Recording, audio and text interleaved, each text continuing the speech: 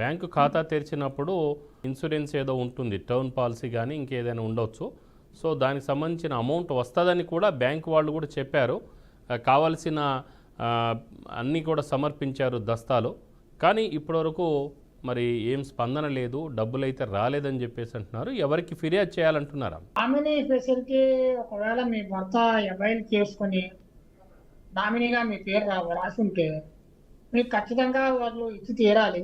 ఒకవేళ అలా చేయకపోతే ombudsman కి కంప్లైంట్ ఇవ్వండి. ఒకవేళ నామినీ ఫెసిలిటీ అవైల్ చేసుకోలేదు అనుకోండి, అడ్మినిస్ట్రేటివ్ జనరల్ కోర్ట్ అని చెప్పి ప్రతి హైకోర్టులో ఉంటుంది. మీ రాష్ట్రానికి సంబంధించినది ఏపీ హైకోర్టులో, ఇక్కడ మన తెలంగాణ హైకోర్టులో ఉంటుంది. మీ వారి పేరుతో ఉన్న అమౌంట్ కి సంబంధించింది చూపిస్తూ మీరు దరఖాస్తు పెట్టుకుని గవర్నమెంట్ ఎంప్లాయీస్ కూడా మీ దరఖాస్తుతో పాటు అఫిడవిట్లు ఇవ్వాలి.